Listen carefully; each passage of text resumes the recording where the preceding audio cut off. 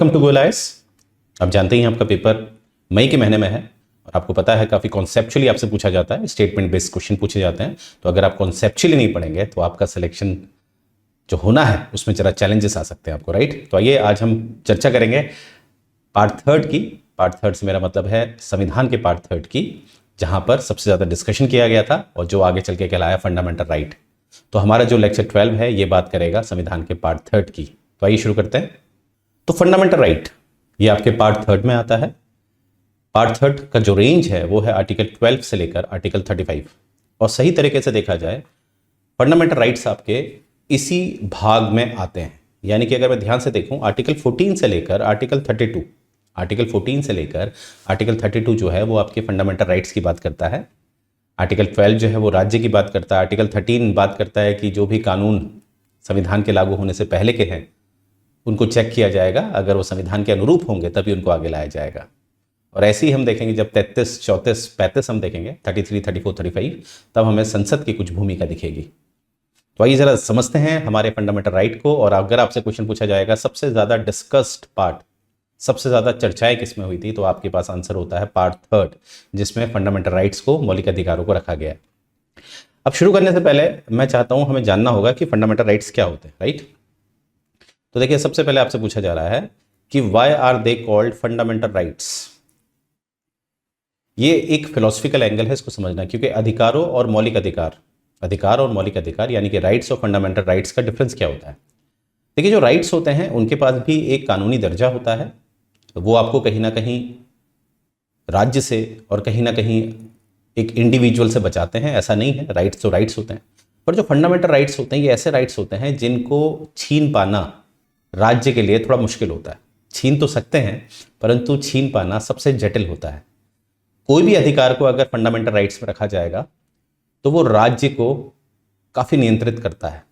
अर्थात अगर भारत का एक उदाहरण लेते हैं, भारत में 44वां संशोधन 1978 में जो किया गया था, 44th अमेंडमेंट 1978 के द्वारा, 44th अमेंडमेंट 1978 के द्वारा जो संपत्ति का अधिकार है, जो राइट ऑफ प्रॉपर्टी है, उसको मौलिक अधिकार से हटा दिया गया 44वां संशोधन 1978 से। तो मतलब क्या है कि 1978 से पहले अगर आप देखेंगे, अगर राज्य को जमींदारी समाप्त करनी है, राज्य को जमींदारी के जो नियम है वो समाप्त करने हैं, तो बड़ी मुश्किल है, क्योंकि उसमें संपत्ति क्या होती थी, फंडामेंटल राइट्स होती थी। और जो व्यक्ति है फंडामेंटल राइट्स के तहत सीधे डायरेक्ट वे में सुप्रीम कोर्ट जा सकता था। और अगर सुप्रीम कोर्ट ने राज्य को मना कर दिया है तो आपको पता है राज्य फिर कुछ नहीं कर सकता। और वही अब आप देखेगा आज ये जो संपत्ति है आफ्टर 44th अमेंडमेंट 1978, उसके पश्चात में क्या दिखता है, ये एक फंडामेंटल राइट से हटा दिया गया है, यानी कि एक नॉर्मल राइट ये बन चुका है, या इसको लीगल राइट भी आप कह सकते हैं। अगर राज्य इस समय किसी की संपत्ति छीनता है, किसी भी जनहित में, स्वार्थ में नहीं छीन सकता, जनहित में छीनता है तो छीन सकता है। और यहाँ पर जो व्यक्ति है जिसकी जमीन ली जा रही है वो सीधे सुप्रीम कोर्ट नहीं जा सकता, क्योंकि अब ये मात्र एक लीगल राइट रह गया है। तो आपने देखा होगा फंडामेंटल राइट क्या करता है, वो राज्य को कहीं ना कहीं काफ़ी ज़्यादा नियंत्रित करता है, राज्य को तानाशाह नहीं होने देता है, राइट। और आगे बढ़ने से पहले मैं बताना चाहता हूँ, जैसे आपने सुना होगा मैग्ना कार्टा का नाम। मैग्ना कार्टा ये लिखा है आपके किंग जॉन 1215 में इसे दिया गया था पहली बार, 1215 यानी कि 13वीं शताब्दी में इसकी शुरुआत हो गई है 1215। अब सोचिए इंग्लैंड की बात है ये, मैग्ना कार्टा इंग्लैंड। तो वहाँ पर मैग्ना कार्टा क्या था, एक पहली बार एक लिखित दस्तावेज था जिसमें लोगों को अधिकार देने की बात की गई थी। लिखित था ये, जहाँ पर लोगों को अधिकार देने की बात की गई। तो अर्थात हम कह सकते हैं कि मैग्ना कार्टा ने कहीं ना कहीं जो प्रजा होती थी उसको नागरिक बनाया है, क्योंकि प्रजा और नागरिक में क्या डिफरेंस होता है। प्रजा को जब आप अधिकार दे देते हैं तो वो नागरिक में परिवर्तित हो जाते हैं, और जहाँ आप नागरिकों को अधिकार देते हैं वहाँ पर आप राज्य की जो निरंकुश शक्ति होती है उसको कहीं ना कहीं हम नियंत्रित करते हैं। स्टेट की जो एब्सोल्यूट पावर होती है वो लिमिटेड हो जाती है अगर आप अधिकार दे रहे हैं जनता को। तो इसकी शुरुआत हमें मैग्ना कार्टा से दिखती है, पहली बार हमें दिखता है, परंतु ये एक तरह से हम कहेंगे संपूर्ण नहीं था। शुरुआत तो थी पर पूरा नहीं था, राइट। फिर हमारे समाज में कुछ हमारे फिलोसफर्स आए, जैसे मैं बात करूँ थॉमस हॉब्स की, जिनका जन्म 1588 में हुआ था, मृत्यु उनकी 1679 में हुई थी। वैसे ही हमारे जॉन लॉके आए थे, जिनका जन्म 1632 में हुआ था, जिनकी मृत्यु 1704 में हुई थी। वैसे ही हमारे रूसो साहब आए थे, जिनका जन्म 1712 में हुआ था और मृत्यु जिनकी 1778 में हुई थी। अब मैं ये 3 नाम मैंने लिए आपको, थॉमस हॉब्स, जॉन लॉके और जीन जैकॉस रूसो। इनके नाम मैंने क्यों लिए हैं? क्योंकि ये ऐसे व्यक्ति थे जिन्होंने कहीं ना कहीं एक तानाशाही, जो तानाशाही होती है, जो एक राजा होता है, जो राज्य को प्रतिनिधित्व करता है राज्य का, उस राजा के पास निरंकुश शक्ति की बात करते थे पहले, इनसे पहले यही थे जिन्होंने कहीं ना कहीं जो राज्य है, जिसका प्रतिनिधित्व उस समय तो राजा करते थे, आजकल तो सरकारें करती हैं, तो जो राज्य है उसको कहीं ना कहीं नियंत्रित करने की बात की, यानी कि अधिकारों की बात की कि कुछ अधिकार हमेशा लोगों के पास रहेंगे। तो जहां इस तरह के फिलोसफर ने ये बात करनी शुरू करी, खासकर मैं नाम लूंगा जैसे लॉके और रूसो का, तो उन्होंने कहीं ना कहीं अपने जो राज्य है, उस समय तो राजा होते थे, उनको एब्सोल्यूट पावर देने की बात नहीं कही थी। कुछ अधिकार जैसे संपत्ति का अधिकार, जीने का अधिकार, आज़ादी का अधिकार, यानी कि प्रॉपर्टी, लिबर्टी और लाइफ, ये 3 अधिकारों को लोगों तक सीमित रखा। ये लोगों तक ही रहेंगे, तभी राज्य राज्य कहलाएगा, अन्यथा नहीं कहलाएगा। तो यहाँ से शुरुआत होती है फंडामेंटल राइट्स की। इसीलिए भारत में भी आपको दिखता है, अगर मैं लिबर्टी की बात करूँ तो आपको आर्टिकल 19 में दिखता है, अगर लाइफ की बात करूँ तो आपको आर्टिकल 21 में दिखता है। और प्रॉपर्टी भी हमारा एक समय फंडामेंटल राइट था अंडर आर्टिकल 31, परंतु प्रॉपर्टी को हटा दिया गया है क्योंकि हमारी एक समाजवादी विचारधारा है। तो समाजवादी विचारधारा में कभी भी जमींदारी को नहीं रखा जाएगा, इसीलिए इसको हटाया गया है, राइट। तो मुझे उम्मीद है इस तरह से आप पढ़ेंगे तो आपका पेपर डेफिनेटली आप अच्छा लिख पाएंगे, मेंस भी और अपने प्री को भी क्वालिफाई कर पाएंगे, राइट। तो मुझे उम्मीद है मैग्ना कार्टा आप समझ गए होंगे, 1215 किंग जॉन्स के द्वारा दिया गया है। और फंडामेंटल राइट्स के क्यों कहलाए जाते हैं? क्योंकि बिल्कुल मौलिक होते हैं, बेसिक होते हैं, ये जो राज्य को सही में नियंत्रित करते हैं। अब क्वेश्चन है सर ये क्या ये राज्य को ही नियंत्रित करते हैं, क्या किसी व्यक्ति विशेष को भी नियंत्रित करते हैं? तो इसका आंसर है यस, ये व्यक्ति विशेष को भी नियंत्रित करते हैं। आगे है features of the fundamental rights. देखिए फीचर्स ऑफ फंडामेंटल राइट्स में हमेशा याद रखिएगा ये एब्सोल्यूट नहीं होते हैं, अर्थात क्योंकि देखो जो समाज होता है जब वो परिवर्तनशील होता है, वैसे ही जो आपके मौलिक अधिकार होते हैं उनको भी परिवर्तनशील बनाना पड़ता है, यानी कि एब्सोल्यूट नहीं होता है, समय समय पर इन पे चेंजेस किए जाते हैं। जैसे एक उदाहरण ले लेते हैं, एक समय पर जो शिक्षा का अधिकार है वो मौलिक अधिकार नहीं था, पर 86 अमेंडमेंट जो 2002 में किया गया उसके द्वारा अनुच्छेद 21 को आर्टिकल 21A को जोड़ा गया, जिसके तहत राइट टू एजुकेशन जो है वो एक फंडामेंटल राइट बन चुकी है। और वैसे ही अभी मैंने आपको बताया जैसे संपत्ति का अधिकार था आर्टिकल 31 में, जिसको 44वें संशोधन जो 1978 में किया गया उसके द्वारा हटा दिया गया। तो इन दोनों उदाहरण से आपको क्या दिख रहा है, अगर मैं 86 अमेंडमेंट देखूं तो उसमें नया एक फंडामेंटल राइट जोड़ा गया है, और मैं 44th अमेंडमेंट देखूं उसके द्वारा संपत्ति का अधिकार यानी कि एक फंडामेंटल राइट को हटाया गया है। तो ये घटाना और बढ़ाना ये फंडामेंटल राइट्स में किया जा सकता है, राइट। नेक्स्ट देखते हैं, ये क्वालिफाइड है, बिल्कुल मैंने बता दिया एब्सोल्यूट नहीं है, यानी कि इन पे चेंजेबल हो सकते हैं, पर ये चेंज एक रीजनेबल होना चाहिए, ठीक है, ऐसा नहीं कि कुछ भी मन किया चेंज कर लिया, ऐसा नहीं। Protection against state and individual देते हैं, बिल्कुल देते हैं, ये राज्य के अगेंस्ट आपको बचाते हैं, राइट। जैसे आर्टिकल 21 देख लीजिए, आपका जीवन तब तक नहीं लिया जाएगा जब तक उससे संबंधित कानून नहीं बनाया जाएगा। अब कानून बनाने के लिए तो जस्टिफाई करना पड़ेगा ना कि कानून क्या है, मतलब जब कोई व्यक्ति किसी और व्यक्ति को मारेगा तभी उसके प्राण लिए जाएंगे, अन्यथा नहीं लिए जाएंगे, राइट। और इंडिविजुअल के अगेंस्ट भी बिल्कुल बचाता है। अगर आर्टिकल 17 को अगर आप देखेंगे जो छुआछूत की बात करता है, अनटचेबिलिटी की बात करता है, तो अगर कोई प्राइवेट या एक व्यक्ति विशेष भी आपके साथ छुआछूत करता है तो वो कहीं ना कहीं आर्टिकल 17 अनुच्छेद 17 का अवहेलना कर रहा है, वॉयलेट कर रहा है, ठीक है। Direct access to supreme court, बिल्कुल आपको डायरेक्ट एक्सेस है सुप्रीम कोर्ट पे। देखिए एक केस याद रखिएगा, एक केस है state of UP versus Mohammad Nooh case, मैं लिख देता हूँ, state of UP versus Mohammad Nooh, NOOH case, ये है 1958 का, 1958 का केस है, state of UP versus Mohammad Nooh case. ये क्या था, 1958 का केस है। क्या था इसमें, ऑनरेबल सुप्रीम कोर्ट ने पहली बार कहा है कि ऐसा है फंडामेंटल राइट्स के लिए आपने क्या करना है, ऑल दो आर्टिकल 32 में आपको ये शक्ति है कि आप सीधे सुप्रीम कोर्ट आ सकते हैं, पर आपने सबसे पहले क्या करना है, जब भी आपके फंडामेंटल राइट्स का कोई हनन करता है तो आपने पहले हाई कोर्ट जाना चाहिए। प्रोसीजर क्या है, पहले आप हाई कोर्ट जाइए, उसके पश्चात आप सुप्रीम कोर्ट आइए। तो यहां पर अब क्वेश्चन आता है कि सर इसका मतलब वर्तमान में हम डायरेक्टली सुप्रीम कोर्ट के पास नहीं जा सकते। देखिए ऐसा नहीं है, आप डायरेक्टली सुप्रीम कोर्ट के पास जा सकते हैं, ऐसा नहीं है, पर सुप्रीम कोर्ट ने एक बात रखी है कि पहले आप हाई कोर्ट में जाइए, उसके बाद सुप्रीम कोर्ट आइए। तो आप समझिएगा, अगर आपसे पूछा जाएगा कि आज के समय पे हम डायरेक्टली सुप्रीम कोर्ट नहीं जा सकते हैं, तो मैंने कहा जा सकते हैं, क्योंकि संवैधानिक तौर पे तो जा सकते हैं, पर सुप्रीम कोर्ट ने एक प्रोसीजर दिया है इस केस के तहत, state of UP versus Mohammad Nooh case 1958 का, राइट। आगे बढ़ते हैं, तो directly access to supreme court है, बिल्कुल है, under article 32। Positive and negative rights, right. Positive और नेगेटिव राइट्स का यहां पर क्या मतलब है? यहां पर पॉजिटिव और नेगेटिव आता है विद रिस्पेक्ट टू स्टेट।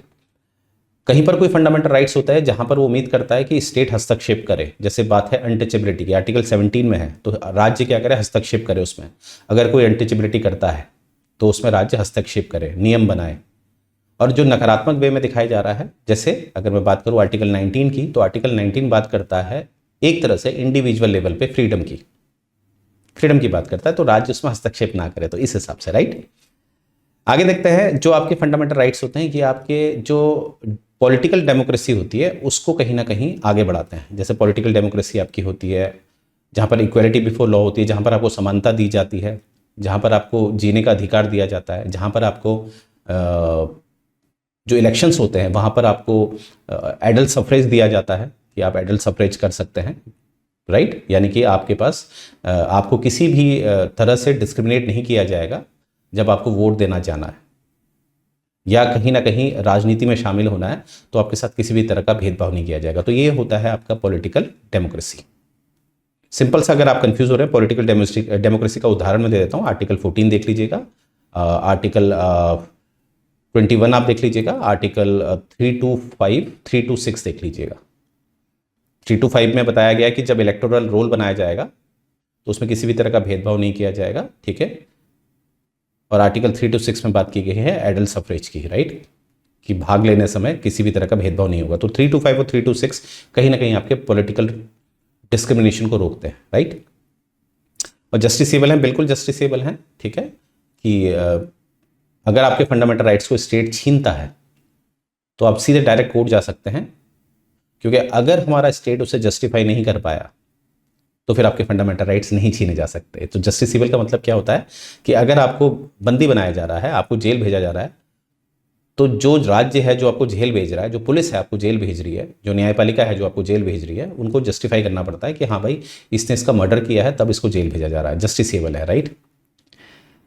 और यहाँ पर क्लेम अगेंस्ट दी स्टेट होता है, ठीक है, कि अगर कोई राज्य कोई ऐसा काम कर देता है जिसमें किसी का फंडामेंटल राइट्स को छीनता है और जस्टिफाई नहीं कर पा रहा है, तो यहाँ पर जिसके अधिकार छीने जा रहे हैं वो क्लेम भी कर सकता है, राइट। तो आप समझ पा रहे होंगे फंडामेंटल राइट्स कितने ज़रूरी होते हैं हमारी एक व्यक्तिगत स्वतंत्रता के लिए। आगे देखते हैं।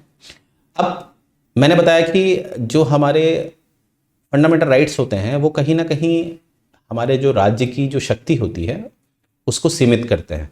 पर कभी कभी स्थिति ऐसी हो जाती है कि जो लोग हैं वो कहीं ना कहीं कभी कभी गलत तरीके से कुछ लड़ने लग जाते हैं, कुछ ऐसी परिस्थिति बन जाती है जो बड़ी व्यापक हो जाती है, बहुत खतरनाक हो जाती है, जैसे युद्ध हो जाता है, आपसी कम्युनल राइट्स हो गए, इस तरह की स्थिति। तो इस तरह की स्थिति में अधिकारों को अस्थायी रूप से टेम्पररी बेस में सस्पेंड कर दिया जाता है इन फंडामेंटल राइट्स को। तो पार्ट 18 में आपको पता ही है, भारत के संविधान के जो पार्ट 18 है वहां पर आपको दिखता है इमरजेंसी, आपातकाल का प्रावधान। 3 तरह की इमरजेंसी आपको बता रखी है। आर्टिकल 352 में नेशनल इमरजेंसी बता रखी है, आर्टिकल 356 में आपको प्रेसिडेंट रूल बता रखा है, और 360 में आपको फाइनेंशियल इमरजेंसी बता रखी है। तो यहाँ पर अगर हम नेशनल इमरजेंसी की बात करें तो नेशनल इमरजेंसी जब लगाई जाती है तो उसमें आपके फंडामेंटल राइट्स को छीन लिया जाता है, चाहे कोई भी फंडामेंटल राइट्स हो। परंतु इस बात को देखते हुए ये थोड़ा ठीक नहीं लगा, तो 44वां संशोधन किया जाता है 1978 में मोरारजी देसाई सरकार द्वारा। आई रिपीट, 44वां संशोधन, 44th अमेंडमेंट, जिसके द्वारा 20 और 21 को, जो आर्टिकल 20 है जो आपको कन्विक्शन में प्रोटेक्शन देता है, दोष सिद्धि जब आप पे होती है तो उसमें प्रोटेक्शन देता है, और आर्टिकल 21 जो आपको राइट टू लाइफ देता है, जीने का अधिकार देता है, इन दोनों को 20 और 21 को किसी भी की तरह इमरजेंसी हो, किसी भी तरह की इमरजेंसी हो, आपके ये अधिकार छीने नहीं जा सकते। कौन से 20 और 21? तो ये किसने तय किया? ये कौन लेके आया? मोरारजी देसाई की सरकार वाया 44th अमेंडमेंट 1978। अब क्वेश्चन है कि सर इमरजेंसी के दौरान सारे अधिकार छीन लिए जाते हैं, फंडामेंटल राइट्स 20 और 21 नहीं छीने जाते हैं? बिल्कुल सही जवाब। हाँ, ये बात अलग है, अगर मार्शल लॉ लगा दिया जाए, मार्शल लॉ तो आप जानते होंगे, मिलिट्री लॉ, तो वहाँ पर कहीं ना कहीं इसका भी अवहेलना हो जाती है, 20-21 भी छीन लिए जाते हैं आपके, जब मार्शल लॉ लग जाता है। इसलिए मार्शल लॉ को कहीं भी पूरी तरह से परिभाषित नहीं किया गया है, संविधान में तो बिल्कुल नहीं किया गया है कि मार्शल लॉ क्या होगा, कैसे होगा। बस ये बता रखा है कि मार्शल लॉ लगाया जाएगा, और मार्शल लॉ एक मिलिट्री रूल होता है, और आपको पता है मिलिट्री के अपने कानून होते हैं, राइट। आगे बढ़ते हैं। परंतु संवैधानिक तौर पे याद रखिएगा, किसी भी तरह का आपातकाल है, चाहे नेशनल इमरजेंसी अंडर आर्टिकल 352 है, उसमें भी आपका 20 और 21 नहीं छीना जाएगा since 1978 because of 44th amendment 1978। आगे देखते हैं जो 6 राइट्स हैं आपके आर्टिकल 19 में, आपको पता ही होना चाहिए आर्टिकल 19 में आपके 6 अधिकार हैं, पहले तो 7 थे, परंतु जो राइट टू प्रॉपर्टी है वो हटा दिया गया है, तो 6 रह गए हैं। तो वो जो 6 हैं वो कहीं ना कहीं ऑटोमेटिकली सस्पेंड हो जाते हैं इन केस ऑफ वॉर और एक्सटर्नल एग्रेशन। अब इस बात को जरा ध्यान से समझिएगा, मेरी बात मैं क्या कह रहा हूं। देखिए आपका जो 352 है, आर्टिकल 352, उसमें 3 तरीके से, 3 कारणों की वजह से इमरजेंसी लगाई जा सकती है, नेशनल इमरजेंसी लगाई जा सकती है। वो 3 कारण हैं आपके एक्सटर्नल एग्रेशन, यानी कि जो बाह्य आक्रमण होता है, मतलब स्थिति बन रही है युद्ध होने की, तो वहां पर लगाया जा सकता है, जिसे एक्सटर्नल एग्रेशन कहते हैं। दूसरा होता है युद्ध, वॉर, और तीसरा होता है इंटरनल डिस्टर्बेंस, अंदरूनी गड़बड़ी।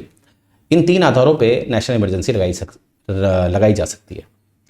अब देखिए जो इंटरनल डिस्टर्बेंस है, आंतरिक गड़बड़ी है, ये पूरी तरह से परिभाषित नहीं है। इसका जो आपको पता ही होगा, एक शब्द के काफ़ी अर्थ निकल सकते हैं, डिपेंड करता है आप किस कंटेक्स्ट में बात कर रहे हैं, राइट। ईरान ने माफ़ कीजिएगा, यूएसए ने ईरान पे सैंक्शन लगा दिया, तो यहाँ पर सैंक्शन क्या हो गया, रोक लगा दी। वैसे ही मेरा बैंक में लोन सैंक्शन हो गया, तो यहाँ पर क्या हो गया, पास हो गया। तो देखिए सैंक्शन शब्द है, पर अलग अलग स्थिति में उसके अलग अलग मतलब निकल के आते हैं। तो यही मैं कहना चाह रहा हूँ कि यहाँ पर जो इंटरनल डिस्टर्बेंस शब्द था, इंटरनल डिस्टर्बेंस, आंतरिक गड़बड़ी जो शब्द था, इसका एक निश्चित अर्थ निकल के नहीं आ रहा था, और कानूनी रूप में ये बड़ा घातक होता है।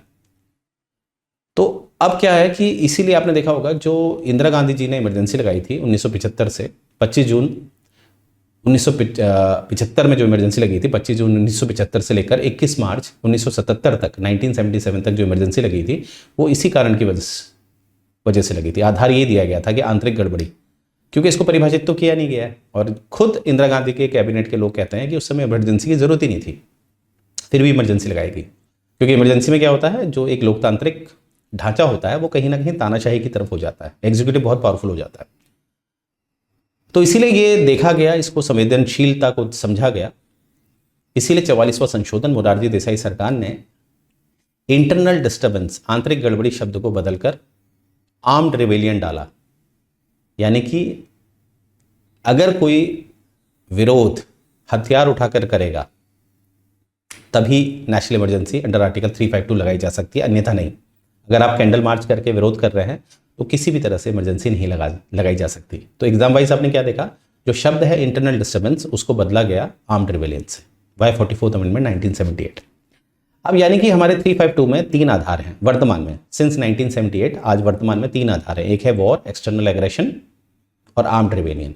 अब देखिए 358 क्या कहता है, 358 में भी चेंजेस किए गए। 358 में क्या चेंजेस किए गए, इसका जो 44th अमेंडमेंट के द्वारा इसका स्कोप नैरो किया गया, कम किया गया, सीमित किया गया। क्या कहना चाह रहा हूं, पहले से क्या होता था, जैसे आप नेशनल इमरजेंसी लगाएंगे 352 के तहत, तो 358 कहता था कि फंडामेंटल राइट जो हैं वो ऑटोमेटिकली क्या हो जाएंगे, सस्पेंड हो जाएंगे। 19 वाले सारे के सारे सस्पेंड हो जाएंगे। फिर से सुनिएगा मैंने क्या बोला, 352 का अगर आह्वान किया जाएगा, राइट, 352 का आह्वान किया जाएगा, तो उसमें 358 कहता है, 358 क्या कहता है कि आर्टिकल 19 अपने आप सस्पेंड हो जाएगा, अपने आप सस्पेंड हो जाएगा।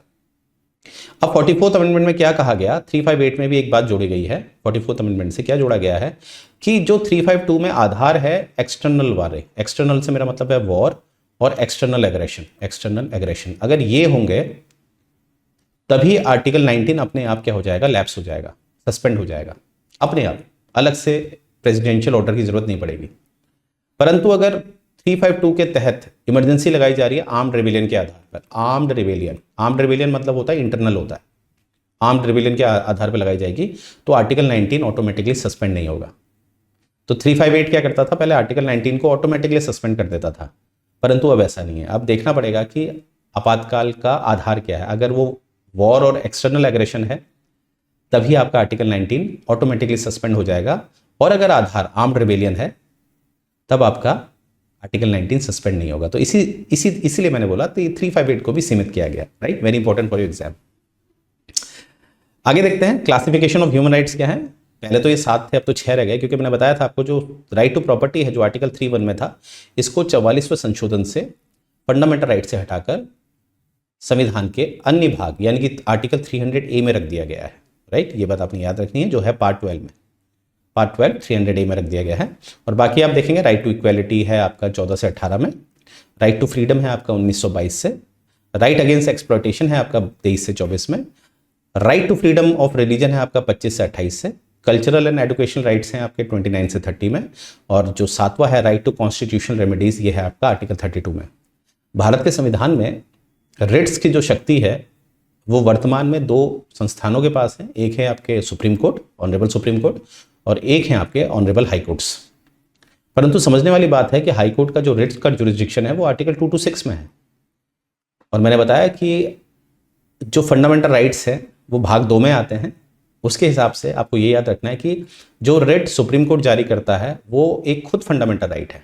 ये रिट क्या है जो सुप्रीम कोर्ट जारी करता है, ये खुद एक फंडामेंटल राइट है, पर जो हाई कोर्ट रिट जारी करता है वो फंडामेंटल राइट नहीं है। अर्थात अगर आप हाई कोर्ट के पास जाते हैं और हाई कोर्ट अगर आपको एंटरटेन नहीं कर रहा है तो आप अपना ये अधिकार फोर्स नहीं कर सकते, क्योंकि ये फंडामेंटल राइट नहीं है। राइट, परंतु सुप्रीम कोर्ट से तो हम मांग ही सकते हैं, इसीलिए सुप्रीम कोर्ट को ही कहा जाता है guarantor of the fundamental right, क्योंकि ये इनका जो रिट है ये खुद एक फंडामेंटल राइट है।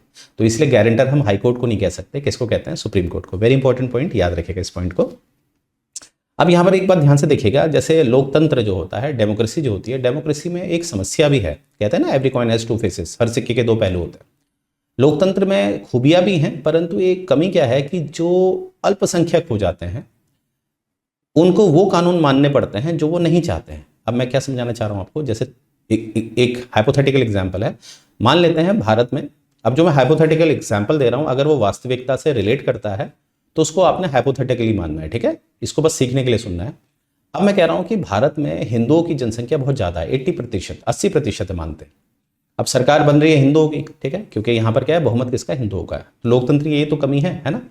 अब जो 20% जो अन्य वर्ग है, अब उसको वो कानून मानने पड़ेंगे जो वो नहीं चाहते थे, क्योंकि अब सरकार तो उनकी बनी नहीं रही है, वो तो केवल 20% है, क्योंकि लोकतंत्र में तो सरकार उसकी बनेगी जिसके पास बहुमत होगा।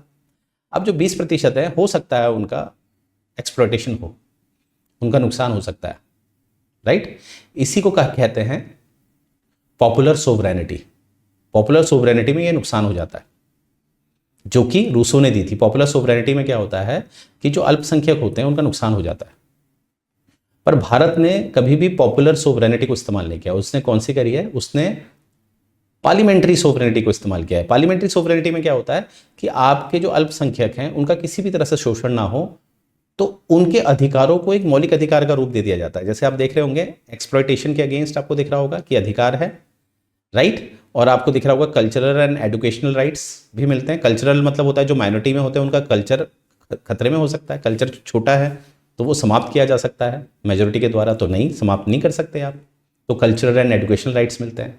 तो इस तरह से आपने देखा होगा कुछ राइट्स हमारे ऐसे होते हैं, जैसे 3-4 को भी दे सकते हैं हम राइट्स, फ्रीडम ऑफ रिलीजन जो होते हैं। तो इस तरह से जो राइट्स प्रिजर्व किए जाते हैं, ये कहीं ना कहीं लोकतंत्र में जो लोग अल्पसंख्यक होते हैं उनको भी प्रोटेक्ट करते हैं। तो देखिए क्या खूबसूरती है। राइट, याद रखिएगा, और ये भी याद रखिएगा, मैंने अभी बताया आपको कि जो रूसो है उन्होंने कॉन्सेप्ट दिया था पॉपुलर सोवरेनिटी का, पर भारत ने पॉपुलर सोवरेनिटी को इस्तेमाल नहीं किया है। उसका जो एड ऑन वर्जन है, उसका जो मॉडिफाइड वर्जन है पार्लियामेंट्री सोवरेनिटी, उसका इस्तेमाल किया है। अब आगे देखते हैं। Right, fundamental rights availability. अब फंडामेंटल राइट्स प्रीवियस वाली क्लास में जब मैंने आपको नागरिकता पढ़ाया था तो सिटीजन्स और एलियंस समझाए थे आपको, वो आप जरूर देखिएगा वाला लेक्चर। तो देखिए कुछ हमारे फंडामेंटल राइट्स जो होते हैं वो नॉन सिटीजन्स को नहीं दिए जाते हैं।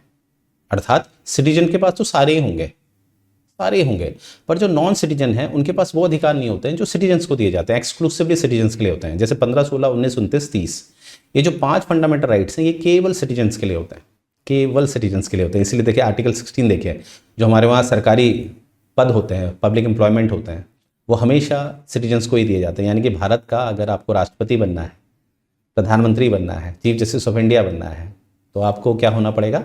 भारत का नागरिक। तो ऐसे पद हमेशा किसके लिए होते हैं? सिटीजन्स के लिए। और बाकी जो हैं, जो बाकी अगर आप 15, 16, 19, 29, 30 को हटा दें, बाकी जितने भी फंडामेंटल राइट्स हैं वो हमारे नॉन सिटीजन्स को भी दिए जाते हैं। और जो हमारे एनिमी एलियंस होते हैं, क्योंकि मैंने कहा था नॉन सिटीजन में भी ऐसे होते हैं, एलियन होते हैं और एनिमी एलियन होते हैं। एनिमी एलियन को नहीं दिए जाते हैं। एनिमी एलियन को आपको 14, 20 और 28 नहीं दिया जाता है, इनको ये भी नहीं दिया जाता एनिमी एलियन। और एनिमी एलियन कौन होते हैं? ऐसे देश जिनसे हमारी युद्ध हुआ है या युद्ध होने की आकांक्षा है, विचारों का बहुत मतभेद है, जैसे इंडिया पाकिस्तान, राइट। अब नेक्स्ट टॉपिक हमारा कि अब हम शुरुआत करेंगे आर्टिकल 12 में क्या है। आर्टिकल 12 में है राज्य की परिभाषा, याद रखिएगा। आर्टिकल 12 में क्या है? राज्य की परिभाषा। अब देखिए एक केस है, उसके केस को याद रखना है आपने। ये है आपका जी टेलीफिल्म केस है आपका, जी टेलीफिल्म केस। ये केस है आपका 2005 का। इसके तहत ये उठा था कि बीसीसीआई जो है वो राज्य की सूची में आएगा या नहीं, राज्य के अंतर्गत आएगा नहीं आएगा। तो इसमें ऑनरेबल सुप्रीम कोर्ट ने कहा था, जो जी टेलीफिल्म केस था 2005 का, इसमें ऑनरेबल सुप्रीम कोर्ट ने कहा था कि नहीं आएगा, बीसीसीआई जो है वो राज्य की परिभाषा में नहीं आएगा। परंतु साथ में उन्होंने ये भी बोला था कि जो राज्य है वो एक स्टैटिक कॉन्सेप्ट नहीं है, राज्य की परिभाषा एक स्टैटिक कॉन्सेप्ट नहीं है, ये डायनेमिक है, यानी कि समय समय पर राज्य को परिभाषित किया जाना चाहिए। तो अर्थात अगर आप मुझसे पूछेंगे सर राज्य की एक संपूर्ण पूरी परिभाषा बताइए, तो इसका मेरे पास उत्तर होगा नहीं, ये समय समय पर घटता बढ़ता रहता है, राइट, और बढ़ता ही है, राइट, क्योंकि आपको पता है कि जो हमारी सरकार होती है वो नए नए आयोग लेके आती है, नए नए स्टैच्यूट लेके आते हैं, कानूनी निकाय लेके आती है।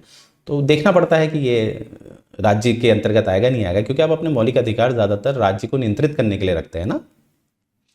चलिए, तो मुझे उम्मीद है ये बात आप समझ पाए होंगे। तो आर्टिकल 12 में देखिए परिभाषित किया है कि राज्य में क्या क्या आएगा।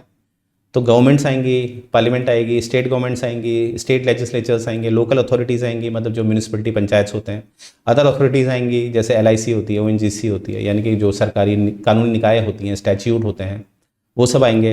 और सुप्रीम कोर्ट ने ये भी कहा है कि जो प्राइवेट बॉडी है वो भी आएगी अगर वो सरकार का कोई प्रोजेक्ट कर रही है। जैसे आपने याद करिए, जब आधार कार्ड बनाए जा रहे थे तो HCL को ये प्रोजेक्ट दिया गया था, तो उस समय HCL क्या करेगा, एज अ राज्य की भूमिका में काम करेगा। अब यहाँ पर एक प्रश्न निकल के आता है, सर जो हमारी न्यायपालिका होती है क्या वो राज्य के डोमेन में आती है, राज्य की परिभाषा में आती है? तो इसका उत्तर मैं बताता हूँ आपको। न्यायपालिका अगर प्रशासनिक कार्य करेगी तो वो राज्य के परिभाषा में आएगी। प्रशासनिक कार्य मतलब आपको पता ही है, जो न्यायपालिका होती है, चाहे हाई कोर्ट है, सुप्रीम कोर्ट है, अपने स्तर की विज्ञप्तियों खुद लाती है। अगर उसमें कुछ हेरफेर की जा रही है, डिस्क्रिमिनेशन किया जा रहा है, तो वहाँ पर वो राज्य सूची के अंतर्गत आएगी, मतलब राज्य के अंतर्गत आएगी। परंतु अगर वही न्यायपालिका कोई न्याय दे रही है, कोई जजमेंट कर रही है, तो वो न्याय की माफ़ कीजिएगा, राज्य की परिभाषा में नहीं आएगी। तो याद रखेगा न्यायपालिका के बारे में कि राज्य की परिभाषा में कब आती है, जब वो प्रशासनिक तौर पे काम करती है, और जब वो न्याय देने का काम करती है तो वो राज्य की परिभाषा में नहीं आती है। अब देखिए क्या है यहाँ पर, अब हम बात करेंगे आर्टिकल 13 की। देखिए आर्टिकल 13 सिंपल सा है। आर्टिकल 13 क्या करता है, आर्टिकल 13 को आपने आर्टिकल 372 के साथ पढ़ना है, 372 के साथ पढ़ना है, तभी आपको बेहतर समझ में आएगा। तो 372 कहता है, आर्टिकल 372 कहता है कि जो भी पुराने कानून हैं जो भारत के संविधान लागू होने से पहले के थे, वो भारत में संविधान लागू होने के बाद लागू किए जा सकते हैं, और वो तभी लागू होने चाहिए जब वो भारत की जो संविधान की जो एक मर्यादा है, सिद्धांत है, उसके अनुरूप होने चाहिए, उनके अगेंस्ट नहीं होने चाहिए। और आर्टिकल 13 में ये जिम्मेदारी कहीं ना कहीं हमारे न्यायपालिका को दी गई है। जुडिशियल रिव्यू, न्यायिक समीक्षा जो है, वो शब्द पूरी प्रत्यक्ष रूप से तो हमारे संविधान में कहीं नहीं लिखा है, परंतु वो इनडायरेक्ट वे में, इम्प्लिसिट वे में हमें कहाँ दिखाई देता है, आर्टिकल 13 में। क्योंकि आर्टिकल 13 में आपको दो तरह के डॉक्ट्रिन दिखती है। एक डॉक्ट्रिन दो तरह की दिखती है। वो कौन कौन सी? एक लॉ और एक लॉ इनफोर्स, विधि या प्रवर्त विधि। लॉ इनफोर्स वो होते हैं जो पुराने कानून हैं, जो हमारे संविधान के लागू होने से पहले के हैं। जो मैंने कहा था 372 कहता है कि पुराने कानूनों को आगे लाया जा सकता है, इसीलिए आपको RBI अधिनियम 1934 दिखाई देता है, राइट। जैसे कि आपको ट्रांसफर ऑफ प्रॉपर्टी एक्ट 1882 दिखाई देता है, ये पुराने हैं ना, 1882, 1934 पुराने हैं ये। तो ये आगे इसलिए आप आ रहे हैं बिकॉज ऑफ आर्टिकल 372, और ये हमारे संविधान के अनुरूप है या नहीं है, ये जिम्मेदारी न्यायपालिका को कहाँ से मिलती है? आर्टिकल 13 से। वो इन कानूनों की समीक्षा करते हैं, अगर किसी भी सेक्शन में या पूरी तरह अगर ये हमारे संविधान के सिद्धांतों के विरुद्ध हैं तो उनको कैंसिल कर दिया जाता है। ये आर्टिकल 13 में है। तो आर्टिकल 13 में क्या है? लॉ इनफोर्स, प्रवर्त विधि, पुरानी विधि जो पहले की है। और लॉ मतलब होता है, विधि मतलब होता है, विधि में ये बताया रखा है कि विधि में कौन कौन आएगा, यानी कि कानून में कौन कौन आएगा। जैसे संवैधानिक नियम आएंगे, जैसे कि संसद द्वारा बनाए गए जो अधिनियम है वो आएंगे, राज्य द्वारा जो अधिनियम बनाए जाते हैं वो आएंगे, जैसे अध्यादेश आएगा, जैसे रूल्स आएंगे, रेगुलेशंस आएंगे, राइट। ये सब किस में आएंगे? लॉ की डेफिनेशन में, राइट। तो यानी कि आर्टिकल 13 को याद रखेगा, ये अप्रत्यक्ष रूप से न्यायपालिका को शक्ति देता है कि वो न्यायिक समीक्षा करे जुडिशियल रिव्यू करे। हालांकि इसको और उजागर किया गया केशवानंद भारती केस 1973 में। हिस्टोरिकल केस है ये, अभी तक की लार्जेस्ट बेंच है, 13 जजेस थे इसमें। तो इसमें कहीं ना कहीं ये कहा गया है कि जो पार्लियामेंट है आर्टिकल 368 के द्वारा वो कुछ भी परिवर्तन कर सकती है, संविधान में कुछ भी परिवर्तन कर सकती है, परंतु वो मूल ढांचे को नहीं परिवर्तित कर सकती। बेसिक स्ट्रक्चर यानी कि मूल ढांचे को परिवर्तित नहीं कर सकती, राइट। अब ये एक लड़ाई थी जो कहीं ना कहीं हमें एन गोपालन केस से दिखाई देती है, शुरुआत होती है, वो एक अलग चर्चा है, तो उस पर अलग चर्चा करेंगे, ठीक है। तो यहाँ से हमने क्या देखा, आर्टिकल 13 क्या है, जो कहीं ना कहीं ये जिम्मेदारी न्यायपालिका को देता है कि जो भी कानून है, खासकर जो प्रवर्त विधि है, लॉ इन्फोर्स हैं जो पुराने हैं, 372 के साथ आपने पढ़ना है, वो बिल्कुल हमारे संविधान के अनुरूप होने चाहिए। अब हम बात करेंगे आर्टिकल 14 की। आर्टिकल 14 को अगर आप ध्यान से देखेंगे तो ये बात करता है इक्वेलिटी बिफोर लॉ, कानून के समक्ष सभी को समानता। पर इसमें आपको समझने वाली बात है, इसमें दो सिद्धांत दिए गए हैं, दो डॉक्ट्रीन है इसमें। एक है इक्वेलिटी बिफोर लॉ, लॉ मतलब सिंगल बोला मैंने, इक्वेलिटी बिफोर लॉ ये सिंगुलर है देखिए, और एक होता है इक्वल प्रोटेक्शन ऑफ लॉस, यहां पर देखिए लॉस। अब इक्वेलिटी बिफोर लॉ को हम नेगेटिव बोलते हैं और इक्वल प्रोटेक्शन ऑफ लॉ को हम पॉजिटिव बोलते हैं। अब ये नेगेटिव पॉजिटिव को, इसको गलत मत समझिएगा। नेगेटिव पॉजिटिव का मतलब होता है कि यहां पर राज्य को देखा जाता है कि राज्य दूर रहेगा जब नेगेटिव की बात होगी, और पॉजिटिव की बात होगी राज्य हस्तक्षेप करेगा। जैसे इमेजिन करिए, बात है आरक्षण की, जो लोग सोशली और एजुकेशनली बैकवर्ड हैं हमारे समाज में, तो राज्य उनको आरक्षण देता है, राज्य उनके लिए खड़ा रहता है, कानून बनाता है, राइट, राज्य उनके लिए रिजर्वेशन देता है, ये सब चीज़ें। तो राज्य यहाँ पर कैसा दिख रहा है आपको, राज्य यहाँ पर एक हस्तक्षेप करते हुए दिख रहा है, तो इसको पॉजिटिव कहते हैं।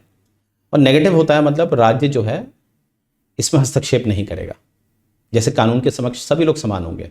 अब राज्य ऐसा नहीं करेगा कि भैया ये दलित वर्ग से है तो उसको आरक्षण दे, इसको फांसी ना दे अगर इसने मर्डर किया, ऐसा तो नहीं करेगा ना।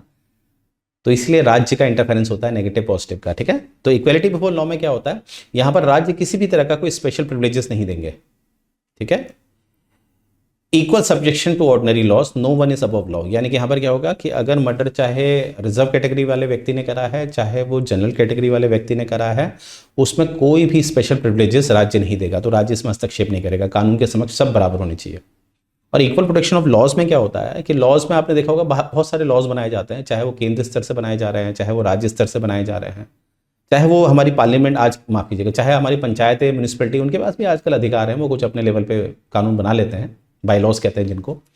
तो वो अगर इस तरह से संरक्षण दे रहे हैं, एक प्रिविलेजेस दे रहे हैं, तो वो बना सकते हैं, उन सभी के साथ भेदभाव नहीं किया जाएगा, सभी लॉज को इक्वल प्रोटेक्शन दी जाएगी, राइट, सभी लॉज को इक्वल प्रोटेक्शन दी जाएगी। तो आप समझ पाए होंगे इसका क्या मतलब है, ठीक है। अब देखिए एक चीज और याद रखिएगा, यहाँ पर देखिए एक हमारे एवी डाइसी साहब हैं, उन्होंने रूल ऑफ लॉ दिया था। रूल ऑफ लॉ में इन्होंने 3 सिद्धांत दिए थे। देखो रूल ऑफ लॉ का मतलब ये क्या हुआ कि कानून का शासन होना चाहिए, अर्थात कोई भी डिक्टेटरशिप, कोई भी तानाशाही नहीं होनी चाहिए, कोई भी निरंकुश शक्ति नहीं होनी चाहिए। तो एवी डाइसी ने 3 सिद्धांत दिए थे। एक पहला उन्होंने दिया था रूल ऑफ लॉ होना चाहिए। क्या भारत में रूल ऑफ लॉ है? बिल्कुल है, तभी तो हम कहते हैं सर्वोपरि संविधान। हमारे वहाँ आपने देखा होगा कि सर्वोच्च न्यायालय जो कह देता है, चाहे वो केंद्र सरकार है चाहे वो राज्य सरकार है, उसको मानती है। इसीलिए हम सर्वोच्च न्यायालय के आगे माननीय लगाते, ऑनरेबल। तो रूल ऑफ लॉ तो है हमारे वहाँ, राइट। इवन हमारे आर्टिकल 21 में आप देख लीजिए क्या लिखा हुआ है, right to life and personal liberty except procedure establish by law, यानी कि आपका जीवन, आपकी लिबर्टी छीनी जा सकती है अगर उससे संबंधित कानून है, राइट। जैसे कि सेक्शन 64 देखते हैं बीएनएस का, भारतीय न्याय संहिता का अगर आप सेक्शन 64 देखते हैं, तो अगर कोई व्यक्ति किसी का रेप करता है तो उस व्यक्ति को 20 साल का सजा दिया जा सकता है, 20 साल की। तो उसकी लिबर्टी जो है वो छीनी जाएगी, 20 साल तक उसे जेल में रख देंगे, क्योंकि उसने कुछ ना कुछ अपराध किया है। तो कानून से ऊपर कुछ नहीं है। वो ऐसा नहीं कहेगा मेरी लाइफ है, ऊपर वाले ने मुझे लाइफ दी है, राज्य ने थोड़ी ना दी है लाइफ, तो राज्य मेरी लाइफ कैसे ले सकता है? लाइफ तो मुझे ऊपर वाले ने दी है, कुदरत ने दी है, तो ऐसा नहीं हो सकता, राइट, क्योंकि रूल ऑफ लॉ। दूसरा उन्होंने दिया था equality before law. Equality before law वो भी हमारे भारत में दिखाई देता है आर्टिकल 14 में, कि कानून के समक्ष सब समान होंगे। यहाँ पर राज्य एक नेगेटिव हो जाएगा, राज्य बीच में हस्तक्षेप नहीं करेगा। ऐसा नहीं कि भैया कोई दलित वर्ग का व्यक्ति है, उसने रेप कर रखा है या मर्डर कर रखा है तो उसको छोड़ दो, ऐसा नहीं करेगा। तो ये भी हमारे वहाँ दिखाई देता है। और तीसरा जो हमारा एवी डाइसी बताता है, वो बताता है pre dominance of legal spirit. इसका क्या मतलब होता है, यहाँ पर इसका तात्पर्य था कि जो क्योंकि समाज में ज़्यादा संवेदनशील होती है न्यायपालिका, न्यायपालिका हर मुद्दे को देखती है और न्यायपालिका ही डिसाइड करेगी क्या क्या अधिकार दिए जाएंगे समय समय पर। परंतु भारत में ऐसा नहीं है। भारत में आपको पता है जो भारत में लोगों को अधिकार दिए जाते हैं वो संविधान में लिखे गए हैं, और हमारे वहाँ जो न्यायपालिका उसका ये कर्तव्य है कि उन अधिकारों को प्रोटेक्ट करे। तो ये जो नियम है प्रीडोमिनेंस ऑफ लीगल स्पिरिट, वो हमारे भारत में लागू नहीं होती है, क्योंकि प्रीडोमिनेंस ऑफ लीगल स्पिरिट किसको ज़्यादा शक्तिशाली बनाती है? न्यायपालिका को, और अधिकार न्यायपालिका से ही आएंगे समय समय पर वो भारत में नहीं होता। भारत में अधिकार कहाँ है? संविधान में। तो ये बात याद रखेगा, रूल ऑफ लॉ जो एविडाइसी का दिया गया है उसमें जो 3 सिद्धांत उन्होंने दिए उसमें से 2 ही सिद्धांत हमारे भारत में लागू होते हैं। जो तीसरा है प्रीडोमिनेंस ऑफ लीगल स्पिरिट वो लागू नहीं होता है। Very important point. आगे देखते हैं आर्टिकल 14 जो है उसका भी एक्सेप्शन है। देखिए क्या क्या एक्सेप्शन है। आर्टिकल 361 आपको पता है राष्ट्रपति और जो गवर्नर है उन पे कोई भी क्रिमिनल और सिविल प्रोसीडिंग नहीं चलेगी, उनके पद में नहीं चलेगी। अर्थात पहले उनके लिए महाभियोग चलाना पड़ेगा, उनको उनके पद से निकाला जाएगा। जैसे राष्ट्रपति के लिए तो महाभियोग चलाना पड़ेगा, तब जाकर उन पे जो क्रिमिनल प्रोसीडिंग है, सिविल प्रोसीडिंग है वो चलाई जा सकती है। अगर ये पद में है तो नहीं चलाई जा सकती, राइट। और 361 जो है ये 44वें संशोधन से आया था 1978 में। इसमें ये कहा गया था कि जैसे 361 में जो भी पब्लिकेशन होता है पार्लियामेंट में, जो भी पर्सन पब्लिकेशन करता है पार्लियामेंट में, जो भी हो रहा है, अब चाहे उसमें अच्छा हो रहा गलत हो रहा, पर वो सत्य होना चाहिए। तो अगर उसका पब्लिकेशन वो बाहर करता है तो उसको किसी भी तरह से उस पर कोई भी सिविल प्रोसीजर नहीं लगाया जाएगा उस व्यक्ति पे। अब बस शर्त है कि उसने जो डेटा लाया है उसके साथ कोई मैनिपुलेशंस ना करी हो, माल प्रैक्टिस ना करी हो डेटा में, ठीक है। अगर वो पब्लिकेशन कर रहा है कि आज लोकसभा में ये बहस हुई, लोकसभा में ये कहा गया, इस व्यक्ति ने ऐसी बात बोली, इस व्यक्ति ने शहीद भगत सिंह के बारे में गलत बोला, जैसे दिल्ली में आपको देखा ही होगा आपने, दिल्ली में शहीद भगत सिंह पे चल रहा है कि ऐसा नहीं बोलना था हमारी वहाँ की तत्कालीन मुख्यमंत्री जी द्वारा। तो ये अगर सत्य में हुआ है, अंदर हुआ है और वो प्रकाशित किया जा रहा है, तो उस व्यक्ति पे कोई भी किसी भी तरह का केस नहीं चलेगा, उसको छूट मिलेगी, राइट। तो ये है 361A 44th अमेंडमेंट से जुड़ा गया है। पार्लियामेंट्री प्रिविलेजेस में आपको पता है जो हमारे 105 है यहाँ पर MP होते हैं, और 194 में हमारे MLA होते हैं, ठीक है। MP और MLA आपको पता है क्योंकि अंदर वो कभी कभी सरकार पे काफ़ी आलोचनाएं करते हैं, कुछ ऐसी कटाश बोलते हैं जो नहीं बोलना चाहिए पर वहाँ पर बोला जाता है क्योंकि तभी सत्य बाहर आएगा। तो उन पे भी किसी भी तरह का डिफेमेशन, सिविल रॉन्ग्स नहीं लगाए जाएंगे, ठीक। 31C में देखिए, 31C जो है, 31C में क्या है आपको पता है? 31C बेसिकली करता क्या है? 31C 39B, आर्टिकल 39B और आर्टिकल 39C को लागू करते समय आर्टिकल 14 और आर्टिकल 19 को बाईपास कर सकता है। मैं यहाँ पे लिख देता हूँ। देखिए आर्टिकल 31C जो है वो क्या करता है? 39B और C को लागू करने के लिए आर्टिकल 14 और आर्टिकल 19 का बाईपास किया जा सकता है। देखो यहाँ पर बाईपास किसका हो रहा है? फंडामेंटल राइट्स का। 14 का देखो बाईपास हो रहा नहीं हो रहा, क्योंकि 39B बात करता है, वो कहीं ना कहीं पूंजीवाद को बचाने की बात करता है कि जो एक्यूमुलेशन ऑफ वेल्थ होता है उसको रोकता है वो। 39B पूंजीवाद को बचाता है, और C जो करता है वो डिस्ट्रीब्यूशन कर देता है, यानी कि समाजवाद को आगे लाता है। तो पूंजीवाद को रोकना, समाजवाद को आगे लाना, ये 39B और C करते हैं। तो यहाँ पर 31C क्या करता है? 39B और C को लाने के लिए 14 और 19 को बाईपास कर सकता है। तो यहाँ पर देखिए आर्टिकल 14 को बाईपास किया जा रहा है, राइट। तो ये है एक्सेप्शन आपके आर्टिकल 14 के, क्योंकि कानून के समक्ष जो है समानता को बाईपास किया जा रहा है, ठीक है। तो ये चीज़ याद रखिएगा। अब मैं आ रहा हूँ आर्टिकल 15 में। आर्टिकल 15 बात करता है कि सामाजिक स्तर पे किसी भी तरह से भेदभाव नहीं होगा। रिलीजन, रेस, कास्ट, सेक्स और प्लेस ऑफ बर्थ, ये 5 आधार दिए गए हैं, पर साथ साथ में शब्द ओनली भी लगाया गया है, केवल। यानी कि इसके अलावा अगर आप कोई और पॉइंट जोड़ देते हो तो राज्य भेदभाव कर सकता है। अर्थात अब इसको समझाने का तरीका मेरे पास एक उदाहरण है। जैसे आपको पता है कि बात होती है जब केयरिंग की, तो वहाँ पर पुरुष से ज़्यादा महिलाएं जो होती हैं वो केयरफुल मानी जाती हैं। केयरिंग नेचर ऊपर वाले ने महिलाओं को ज़्यादा दे रखा है। तो इसीलिए जब नर्स की विज्ञप्ति आती है तो वहाँ पर साफ लिखा रहता है कि नर्स के लिए जो अप्लाई करेंगे वो केवल महिलाएं करेंगी। तो ऐसा नहीं कि पुरुष जो हैं वो इस तरह का अगर भेदभाव देख रहे हैं तो वो सुप्रीम कोर्ट के पास चले जाएंगे कि भैया हमारे साथ तो भेदभाव हो रहा है। देखो यहाँ पर सरकार क्या करती है कि यहाँ पर सेक्स के आधार पर भेदभाव कर रही है कि सिर्फ महिलाओं को बुला रही है, पर एक और जस्टिफिकेशन दे रही है, केयरिंग नेचर, राइट। जैसे एक और उदाहरण ले लेते हैं, जैसे आप केदारनाथ, बद्रीनाथ जाइए तो वहाँ पर जो मुख्य पुरोहित होते हैं वो ज़्यादातर ब्राह्मण होते हैं।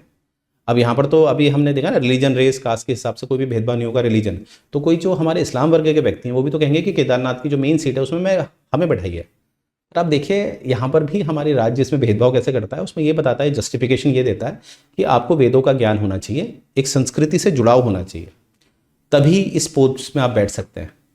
तो मुझे उम्मीद है आप समझ गए होंगे कि आर्टिकल 15 में या आर्टिकल 16 में, दोनों में ओनली शब्द लिखा गया। ओनली क्या करता है, वो कहीं ना कहीं डिस्क्रिमिनेशन को अलाउ करता है, बट वो एक रीजनिंग बेस होना चाहिए, एक तर्कपूर्ण होना चाहिए। तो ओनली शब्द का ये महत्व होता है, राइट। तो आर्टिकल 15 में भी हमें दिखाई देता है कि सामाजिक स्तर पे, और आर्टिकल 16 जो होता है वो पब्लिक एम्प्लॉयमेंट में भी हमें दिखाई देता है ओनली शब्द। बशर्त, और ये भी याद रखिएगा, आर्टिकल 15 में 5 आधार है, रिलीजन, रेस, कास्ट, सेक्स और प्लेस ऑफ बर्थ, और आर्टिकल 16 में 2 और आ जाता है, डिसेंट आ जाता है, वंश आ जाता है, एंड रेस, नहीं सॉरी, रेजिडेंस आ जाता है। आर्टिकल 16 में 2 और आ जाते हैं, डिसेंट एंड रेजिडेंस। रेजिडेंस के आधार पर भी पब्लिक एम्प्लॉयमेंट में भेदभाव नहीं होना चाहिए, पर तब भी हमें दिखाई देता है जब ग्रुप सी और ग्रुप डी की पोस्ट में आपको पता ही है डोमिसाइल लिया जाता है। आधार ये दिया जाता है कि जो व्यक्ति है जो नीचे काम करेगा उसको उस राज्य के कल्चर से वो ज़्यादा वाकिफ होता है, राइट। तो आइए आगे बढ़ते हैं। तो मुझे उम्मीद है ये चीज़ आप समझ पाए होंगे। अब देखिए यहाँ पर 15 में भी आपके एक्सेप्शंस हमें दिखाई देते हैं, जैसे यहाँ पर SC ST को आगे बढ़ाने के लिए, सोशल इकोनॉमिकली बैकवर्ड कास्ट को आगे बढ़ाने के लिए, इकोनॉमिकली वीकर सेक्शन आगे बढ़ाने के लिए, तो आपको रिजर्वेशन का प्रावधान दिखता है। तो रिजर्वेशन दिया जाता है, मैंने अभी बताया आपको, क्योंकि कहीं ना कहीं मैंने पहले ही बताया था आपको, fundamental rights are not absolute. Absolute का मतलब होता है कि उनको कहीं ना कहीं, और मैंने राज्य को बताया था कभी ये नेगेटिव करता है कब पॉजिटिव करता है, तो यहाँ पर राज्य को पॉजिटिव कर रहा है। राज्य क्या कर रहा है, जो सोशली एजुकेशनली बैकवर्ड होता है क्लास, उसको आगे बढ़ाने के लिए राज्य क्या करता है, हस्तक्षेप करता है। अब देखिए यहाँ पर आपको दिख रहा होगा, जैसे रिजर्वेशन के लिए फॉर ABC, जैसे OBC मतलब और अदर बैकवर्ड कास्ट में एक क्रीमी लेयर का कॉन्सेप्ट आया था कि जो लोग इकोनॉमिकली बहुत साउंड है उनको रिजर्वेशन नहीं दिया जाएगा, अन्यथा OBC को 27% रिजर्वेशन देने की बात की गई थी। और ऐसे ही इकोनॉमिकल वीकर सेक्शन को 103rd अमेंडमेंट के द्वारा 10% आरक्षण दिया गया है, ठीक है। ये आपने याद रखना है, ये अमेंडमेंट आपने याद रखना है। 93rd अमेंडमेंट है OBC के लिए जो 2005 में हुआ था, और ये इकोनॉमिकली वीकर सेक्शन के लिए 103rd अमेंडमेंट हुआ था 2019 में। हालांकि ये बात भी सुप्रीम कोर्ट ने कह रखी है कि जो क्रीमी लेयर है SC ST का, उस पर भी हमने काम करना है, उस पर काम करना है सरकारों ने, पर अभी तक वो बिकॉज ऑफ पॉलिटिकल प्रेशर ऐसा काम नहीं हो रहा है, राइट।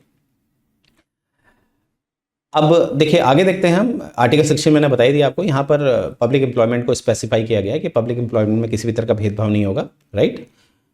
पर भेदभाव में मैंने आपको बताया अभी कि जो रिजर्वेशन है वो आपका आर्टिकल 16 के तहत भी आएगा, ठीक है।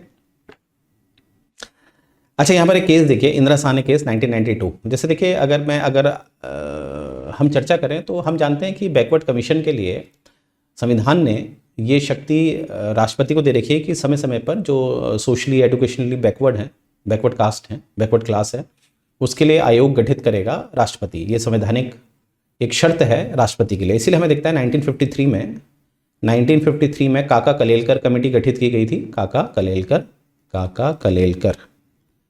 कलेलकर कमेटी गठित की गई थी 1953 में। और कहीं ना कहीं हमें दिखता है आगे चलकर 1979 में मंडल कमीशन गठित किया गया। इतने गैप के बाद मंडल कमीशन ने जो अपनी रिपोर्ट दी थी, तो उस रिपोर्ट के कारण काफ़ी विवाद हुआ था, इसीलिए केस पहुंच गया 1992 का, जिसे हम इंदिरा साहनी केस कहते हैं, या इसको कभी कभी मंडल केस भी कह देते हैं, क्योंकि आधार तो है मंडल कमीशन। तो मंडल कमीशन की जो रिपोर्ट के कारण फिर ये मुद्दा ऑनरेबल सुप्रीम कोर्ट में पहुंच गया था, काफ़ी विवाद हुआ था इसमें। फिर ये जो केस है इंदिरा साहनी केस, इसमें हमारे ऑनरेबल सुप्रीम कोर्ट ने जो मंडल आयोग ने बात की थी, जो सरकार ने मानी थी, उसकी व्याख्या करी। जैसे 27% आरक्षण की जो बात की गई थी OBC को, वो दिया गया, ये बात मंडल आयोग ने भी कही थी। क्रीमी लेयर को हटाने की बात हमारे ऑनरेबल सुप्रीम कोर्ट ने कही थी। क्रीमी लेयर की बात कोई भी हमारे मंडल कमीशन ने नहीं कही थी।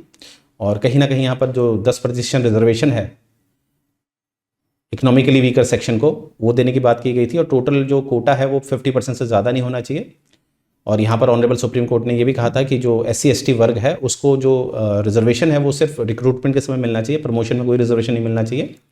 और जो कैरी फॉरवर्ड रूल है वो कहीं ना कहीं 50% रूल को ब्रेक नहीं करना चाहिए। कैरी फॉरवर्ड रूल होता है मतलब जो पुरानी विज्ञप्ति होती है, अगर वो सीट नहीं भर पाई है ना, जो रिजर्व सीट होती है, अगर वो नहीं भर पाई तो उनको आगे आप फॉरवर्ड नहीं कर सकते। अगर फॉरवर्ड कर भी रहे हैं तो वो 50% क्रॉस नहीं होना चाहिए। पूरा जो आरक्षण का दायरा है वो 50% पूरा नहीं हो, मतलब ऐसा नहीं कि आपने पुराना बैकलॉग दिखा के कह दिया कि 70%, हर साल का आपने 50% ले लिया और पिछला बदला 20% है, आप 70% आरक्षण दे रहे हैं, ऐसा नहीं करना है, राइट। और हमारे ऑनरेबल सुप्रीम कोर्ट ने यह भी कहा कि परमानेंट स्टैट्यूटरी बॉडी बनाया जाए इस काम के लिए, ठीक है। तो यहाँ पर देखिए, ये मैंने ऑलरेडी बता दिया आपको, 1953 में काका कलेरकर बनाया गया था और 1979 में बीपी मंडल कमीशन बनाया गया था, जिन्होंने रिकमेंडेशन दिया था 27% ओबीसी का।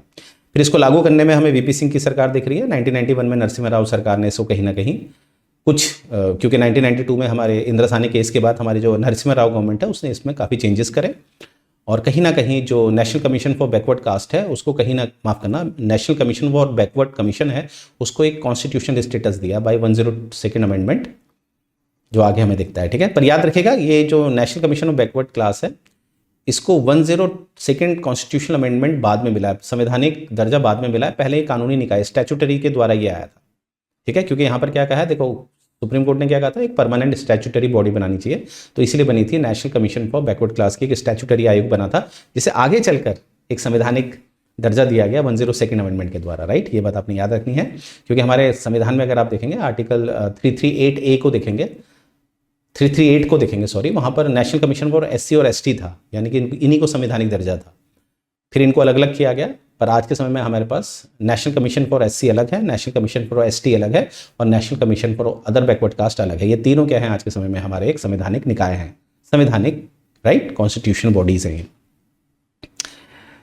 अब यहाँ पर एक सब कैटेगरीज की बात हुई थी ओबीसी के अंदर भी, तो उसके लिए हमारे एक जस्टिस रोहिणी कमीशन बनाया गया था। तो याद रखिएगा, आपसे एग्जाम में प्री में डायरेक्ट पूछा जाता है इनमें से कौन सी सब कैटेगरी ओबीसी कमीशन था, तो जस्टिस रोहिणी कमीशन 2017 का। अब आता हूँ मैं आर्टिकल 17 में, जो बात करता है अनटचेबिलिटी की। देखिए मैंने कहा था ये एक प्राइवेट के अगेंस्ट भी करवाया जा सकता है। ठीक है, तो untouchability and forbid of A practice in form, क्योंकि देखिए भारत की एक, जैसे आपने सुना होगा किसी ने कहा था कि गो बैक टू वेदास, कौन थे वो, स्वामी दयानंद सरस्वती, कहा था ना उन्होंने गो बैक टू वेदास, क्योंकि वेदों में तो कभी लिखा ही नहीं था कि छुआछूत होनी चाहिए। जब से ये लेटर वैदिक पीरियड में जब ब्रह्मनास आए थे तो वहाँ पर ये वर्ण सिस्टम को जातिबद्ध कर दिया गया था, कास्ट से जोड़ दिया गया था, इसीलिए छुआछूत शुरू हो गई थी, अनटचेबिलिटी का कॉन्सेप्ट शुरू हो गया था। तो इसीलिए इसको बिल्कुल किसी भी तरह से नहीं स्वीकारा जाएगा, क्योंकि ये एक इनह्यूमन कंडीशन है। राइट, और कहीं ना कहीं यहाँ पर देखिए इसी से संबंधित एक एक्ट पास किया गया है, protection of civil rights act 1955, क्योंकि जो हमारे आर्टिकल्स होते हैं उसमें पूरी तरह से दंड का प्रावधान तो नहीं होता है ना, वो तो बस कहीं ना कहीं रोकता है राज्य को, ऐसी बिल्कुल हरकत नहीं होनी चाहिए, परंतु दंड का प्रावधान के लिए हमें संबंधित क्या जोड़ना पड़ता है, एक्ट, तो इससे रिलेटेड एक्ट है देखिए। और यहाँ पर ऑनरेबल सुप्रीम कोर्ट ने साफ कहा है कि जो आर्टिकल 17 है वो प्राइवेट प्लेयर के अगेंस्ट भी जारी किया जाएगा। PUDR केस 1982 में ये बात साफ की गई, ये बात याद रखेगा कि आर्टिकल 17 एक प्राइवेट के अगेंस्ट भी जारी किया जा सकता है, क्योंकि हमने जो आर्टिकल 12 पढ़ा है वहाँ पर राज्य की परिभाषा है और राज्य की परिभाषा में आपको प्राइवेट कहीं भी नहीं दिखाई देता। हाँ, ये बात ऑनरेबल सुप्रीम कोर्ट ने आगे चल के बोली कि अगर कोई प्राइवेट संस्थान गवर्नमेंट का काम करेगा तब वो स्टेट की डेफिनेशन में आएगा, पर जनरल वे में आप देखेंगे तो आर्टिकल 12 में प्राइवेट को नहीं रखा गया है। तो इसीलिए यहाँ पर ये PUDR केस में साफ कहा गया है कि आर्टिकल 17 जो है वो राज्य के अलावा प्राइवेट में भी जारी किया जा सकता है, ये बात याद रखना है। 18 है आपका एबोलिशन ऑफ टाइटल। अगर आप 17 और 18 को पढ़ेंगे तो एक साथ पढ़ेंगे तो आपको क्या समझ में आ रहा है कि जो लोग जिनको नीचे रखा गया था समाज में, अनटचेबल्स कहा गया था जिनको, उनको अनटचेबल नहीं बोलना है, उनको आगे बढ़ाना है, तो आर्टिकल 17 हो गया। और जो लोग इस समाज के बड़े कुलीन वर्ग के लोग थे, जो राजा महाराजा कहते थे अपने आप को, अब उनके टाइटल उन्हें यूज़ नहीं करने हैं तो उनको नीचे किया गया। तो समानता की तरफ हो रहा नहीं हो रहा, आर्टिकल 17 नीचे से ऊपर कर रहा है और 18 क्या कर रहा है, ऊपर से नीचे कर रहा है, तो समानता ला रहा नहीं ला रहा, दोनों को अगर साथ पढ़ते हैं। तो यहाँ पर ये साफ किया गया कि किसी भी तरह का टाइटल का इस्तेमाल नहीं किया जाएगा। राइट, और यहाँ पर ये भी प्रावधान किया है कि जो इंडियन सिटीजन्स हैं वो बाहर से टाइटल को एक्सेप्ट नहीं कर सकते, और जो foreigner holding office under any state need president consent of foreign title. अगर आप बाहर फॉरेन के हैं, एम्बेसी में बैठते हैं आप, और आपकी सरकार यानी कि USA का कोई फॉरेन, माफ़ कीजिएगा, USA की एम्बेसी है भारत में, और एम्बेसी में कोई बैठता है, USA का है वो, अगर वो USA उसे कोई टाइटल देता है वो भारत में तभी अपना सकता है जब राष्ट्रपति उसको इजाज़त देंगे, और ये वैसा वर्षा भी होता है। ठीक है, कोई ऐसा नहीं कि कोई भारत का व्यक्ति है वो बाहर बैठता है USA की, मतलब USA में इंडियन एम्बेसी में वो बैठता है, USA में इंडियन एम्बेसी में वो बैठता है और वहाँ पर उसे कोई टाइटल दिया जा रहा है, तो तब तक जब तक राष्ट्रपति उसको परमिट नहीं करेंगे तब तक वो नहीं ले सकता। राइट, ये चीज़ याद रखनी है आपने। अब यहाँ पर एक केस देखिए, बालाजी राघवन केस 1996 का है।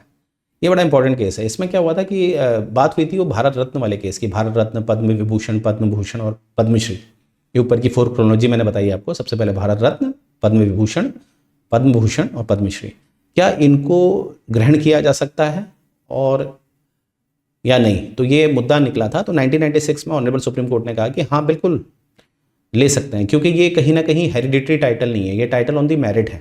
ठीक है। ये कोई हेरिडिटरी टाइटल नहीं है, ये मेरिट पे है टाइटल। आपने कुछ ऐसा काम किया जिसमें आप प्रथम आए हैं तो आपको इज्जत दी जा रही है। परंतु साथ में ये भी कहा कि आप इसको प्रीफिक्स और सुफिक्स की तरह इस्तेमाल नहीं कर सकते, ना ही अपने नाम के उपसर्ग में लगा सकते हैं, ना ही प्रत्यय के रूप में लगा सकते हैं, राइट, ना आगे ना पीछे। तो याद रखेंगे केस का नाम क्या है, बालाजी केस 1996।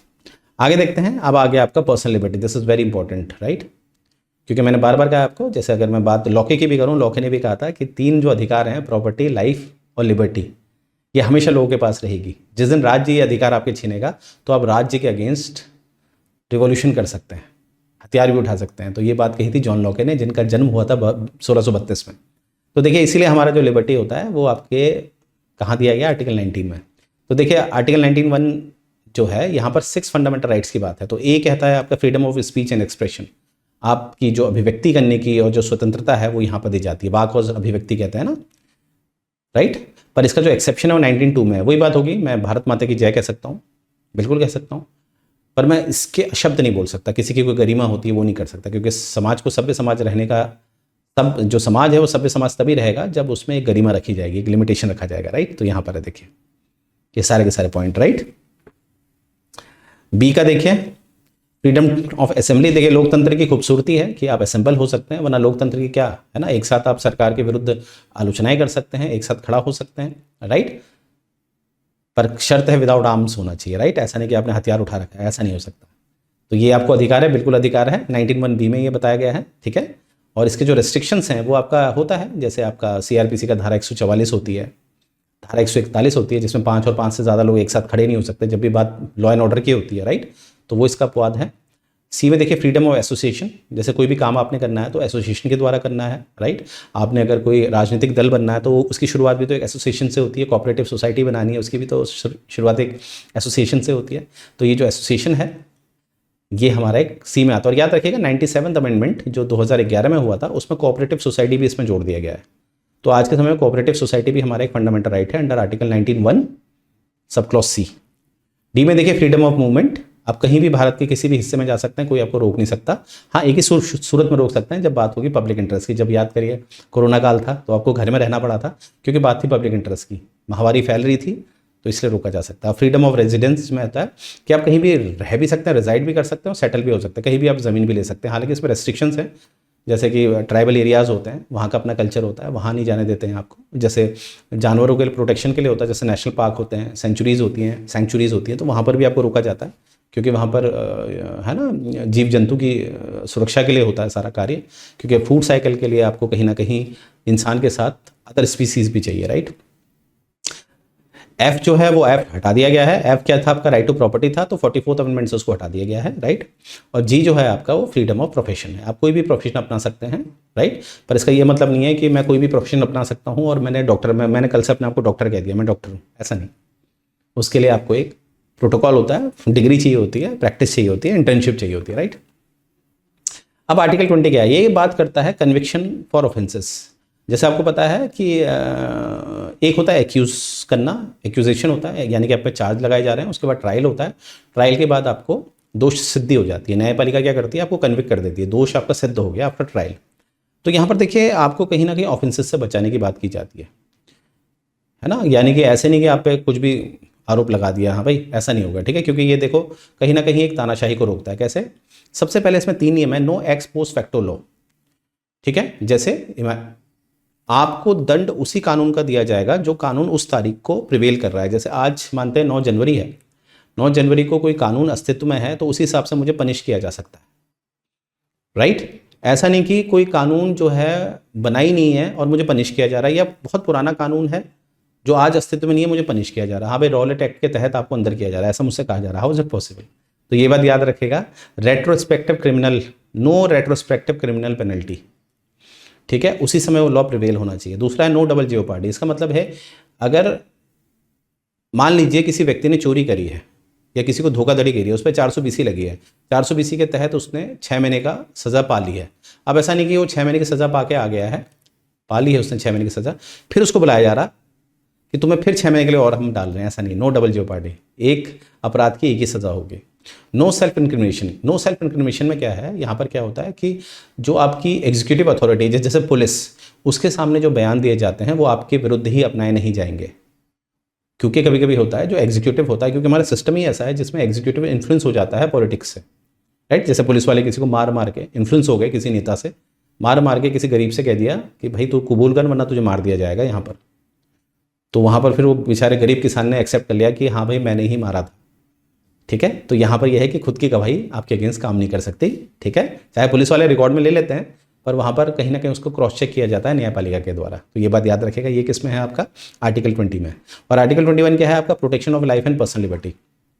इसमें क्या होता है कि आपका देखिए यहाँ पर दो बातें आपको दिखाई देती हैं, प्रोटेक्शन ऑफ लाइफ भी दिखाई देता है, पर्सनल लिबर्टी भी दिखाई जाता है, कि केवल लाइफ ही प्रोटेक्ट नहीं की जाएगी, पर्सनल लिबर्टी भी आपकी प्रोटेक्ट की जाएगी। देखिए लाइफ तो जानवर के पास भी होती है ना, कभी आप रोड में जाते हैं, आपने देखा होगा कुछ लोग अपने डॉग्स यानी कि कुत्तों को घुमाते हैं वो चेन में लेकर। कभी आपने देखा कि किसी इंसान को वो चेन में लेकर घुमा रहे हैं? ऐसा नहीं हो सकता, क्योंकि इंसान की जो लाइफ होती है वो केवल लाइफ ही नहीं होती है, वो डिग्निफाइड भी होती है, उसमें डिग्निटी होता है, उसमें स्वाभिमान होता है, राइट।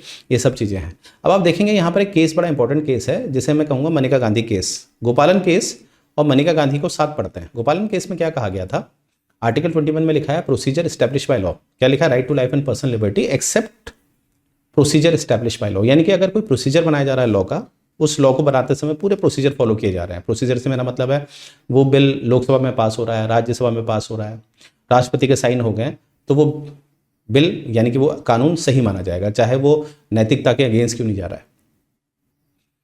तो ये था प्रोसीजर एस्टैब्लिश बाय लॉ। तो गोपालन केस में ऐसे ही एक लॉ के अगेंस्ट गोपालन साहब केस में चले गए थे सुप्रीम कोर्ट के पास। तो सुप्रीम कोर्ट ने सिर्फ अपना जो दायरा रखा वो यही चेक करा कि प्रोसीजर फॉलो हुआ नहीं हुआ, इसके अलावा कुछ नहीं देखा। तो कहीं ना कहीं उस कानून को ऑनरेबल सुप्रीम कोर्ट ने गोपालन केस में ओके कर दिया, उन्होंने इसके अलावा कुछ नहीं देखा।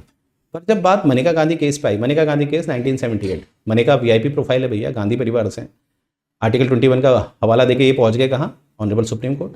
तो मनिका गांधी का जो पासपोर्ट था वो जब्त कर लिया गया था कानून के द्वारा, और वो कानून को चैलेंज करने वो चली गई थी। फिर पहली बार हमें दिखता है कि सुप्रीम कोर्ट यहाँ पर एक नैरो इंटरप्रिटेशन नहीं देगा, यानी कि प्रोसीजर एस्टैब्लिश बाय लॉ कोई चेक नहीं करेगा। क्या चेक करेगा, वाइडर, यानी कि प्रोसीजर एस्टैब्लिश बाय लॉ तो चेक करेगा, परंतु इसके अलावा ये भी चेक करेगा क्या ये एथिकली सही है, भारत के जो संविधान का रूप है, भारत में जो स्थिति है, क्या उसके अनुरूप है या नहीं है लॉ। तो यहाँ पर पहली बार हमें दिखता है एक ट्रायंगुलर, एक गोल्डन ट्रायंगुलर का कॉन्सेप्ट दिखता है। गोल्डन ट्रायंगल, गोल्डन ट्रायंगल में कौन कौन से आर्टिकल आते हैं, आर्टिकल 14, 19 और 21, गोल्डन ट्रायंगल का कॉन्सेप्ट आता है। यानी कि आर्टिकल 21 को जब देखा जाएगा तो उसमें आर्टिकल 40 को भी समझा जाएगा, आर्टिकल 14 के साथ भी 21 को पढ़ा जाएगा, और आर्टिकल 19 के साथ भी 21 को पढ़ा जाएगा। अब देखो सिर्फ 21 में तो क्या लिखा, प्रोसीजर एस्टैब्लिश बाय लॉ, पर यह भी देखा जाएगा कि कानून कैसा है, कहीं वो भेदभाव तो नहीं कर रहा है। 19 को भी देखा जाएगा क्या वो लिबर्टी को कॉम्प्रोमाइज़ तो नहीं कर रहा है। तो इसीलिए इसको कहते हैं गोल्डन ट्रायंगल, यानी कि ये जो व्याख्या थी, इंटरप्रिटेशन था, इसको वाइडर किया गया मनिका गांधी केस से। तो मनिका गांधी केस से एक नई डॉक्ट्रिन हमें मिलती है, ड्यू प्रोसेस। ड्यू प्रोसेस का मतलब क्या हो गया कि आप कहीं ना कहीं आर्टिकल 21 को प्रोसीजर एस्टैब्लिश बाय लॉ के द्वारा ही नहीं, इसको और एलेबरेट करके पढ़ा जाएगा, 14 और 19 के अनुसार पढ़ा जाएगा। तो यहीं से निकल के आता है golden triangle, very important point. अब देखिए समय समय पर आर्टिकल 21 का इसी गोल्डन ट्रायंगल की वजह से समय समय पर इसमें 21 में क्या क्या आएगा वो आपको दर्शाया गया। देखा यूपीएससी 2021 में पूछा गया था ये केस, राइट टू प्राइवेसी जो है वो किसका पार्ट है, तो आर्टिकल 21 में है। कौन से केस से आया है कि KS. Puttaswamy case, KS. Puttaswamy,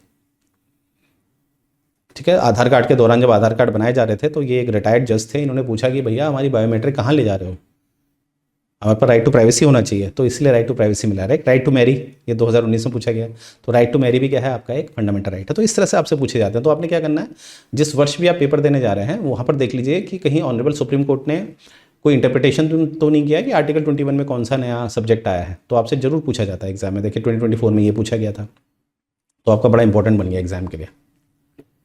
आगे देखते हैं आर्टिकल 21 है, आपको मैंने बताया कि 86 अमेंडमेंट जो था 2002 में हुआ था, उसके द्वारा जो राइट टू एजुकेशन है, जो 6 से 14 साल के बच्चे हैं उनको फ्री में राज्य के स्कूलों में शिक्षा दी जाएगी 6 से 14 साल के बच्चों का, अर्थात क्लास 8 तक फ्री में एजुकेशन दी जाएगी।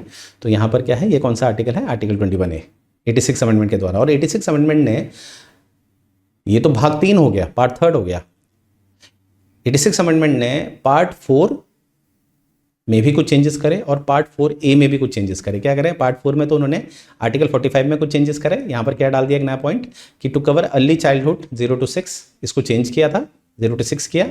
और कहीं ना कहीं इसमें आप देखेंगे कि जो हमारा फंडामेंटल ड्यूटीज़ था, जो 42nd अमेंडमेंट 1976 से जोड़ा गया था 4A के रूप में, वहाँ पर 10 ड्यूटी थी, एक 11वीं ड्यूटी एक और जोड़ दी। ठीक है, फंडामेंटल ड्यूटी की पेरेंट्स की टू प्रोवाइड दी एजुकेशन, यानी कि जो उनके वार्ड हैं, जो उनके बच्चे हैं, उनको स्कूल भेजें। तो ये फंडामेंटल ड्यूटी किससे जुड़ी, 86 अमेंडमेंट। तो 86 अमेंडमेंट में 3 भाग में, 3 पार्ट्स में चेंजेस करे, पार्ट 3 21A, पार्ट 4 45 आर्टिकल 45 और part 4A 11th fundamental duty, right. Article 22 बात करता है protection against arrest and detention. Arrest and detention देखिए, इसमें 2 तरह के आपको वो डिटेंशन दिखाए जा रहे हैं। एक है प्यूनिटिव। प्यूनिटिव का मतलब होता है आपने कोई अपराध कर दिया है, राइट, उसके बाद जो सज़ा होती है ना। प्यूनिटिव क्या होता है, यहाँ पर आपने अपराध कर दिया, पनिशमेंट आफ्टर ट्रायल, ट्रायल के बाद आपको पनिश कर दिया गया है, पनिशमेंट आफ्टर ट्रायल। जैसे आपने किसी का मर्डर कर दिया है, ठीक है, तो उसके बाद आपको क्या है ना, आपको जो सुरक्षा मिलेगी वो आर्टिकल 22 के द्वारा मिलेगी। और प्रिवेंटिव होता है, इसमें अभी आपने कोई अपराध नहीं किया है, ठीक है, अभी अपराध नहीं किया है पर अपराध हो सकता है, उसको कहते हैं प्रिवेंटिव डिटेंशन।